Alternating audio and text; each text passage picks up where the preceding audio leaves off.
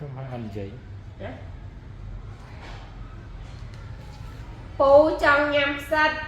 hãy bạch đã sạch tê chui cham bóng ôn cho ngày nắng tha đi ngáo bạch đã sạch tê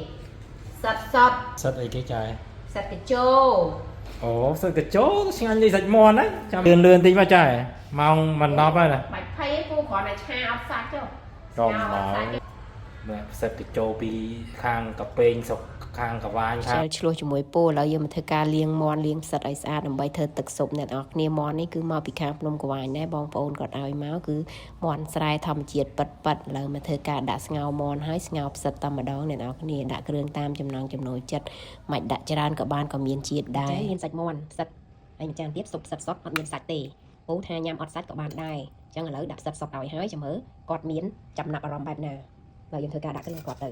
ហើយចាំមើលមួយចានដែលអត់មានសាច់ហ្នឹងយកឲ្យគាត់តែមានសាច់នេះជារបស់ខ្ញុំចាំមើលពូនៅតវ៉ាមួយទៀតសិតដោះក្នុងប្រៃចឹងអ្នកទាំងអស់គ្នាយកមកសម្អាតវាបានច្រើនទឹកទៅហើយមុននឹងស្លអាចស្រោះចោលមួយសាសិនទៅដែលជាវៀងកុំឲ្យថាមានសត្វល្អិតអីវាតោងជាប់នឹងទៅជាមេរោគអីណាអ្នកដូចបំណងសិតសិតឆ្ងាញ់ដូចសាច់មាន់ទេអើយអេមកជួយអានេះបាននេះសាច់មាន់ឯងចុយមកគេឲ្យតែគេចាំព្រោះឯងថាចាញ់ញ៉ាំសិតសិតអីឥឡូវសិតសិតហើយគេថាបាច់ដាក់សាច់ក៏ឆ្ងាញ់ដែរអីឆ្ងាញ់ទេអានេះសាច់មាន់ណានេះឆ្ងាញ់អូយមកជាតិនិយាយមកមាត់ឲ្យដូចចិត្តទៅសិតទៅចូលឆ្ងាញ់មែនអើយខ្លាំងទៀតទៅទៅឆ្ងាញ់ដូចសាច់មាន់នេះ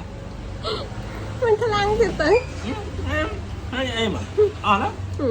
ភ្នែកស្រឡឹងសាច់គេសោះយកមកថែមខ្លាំងហើយដល់ផង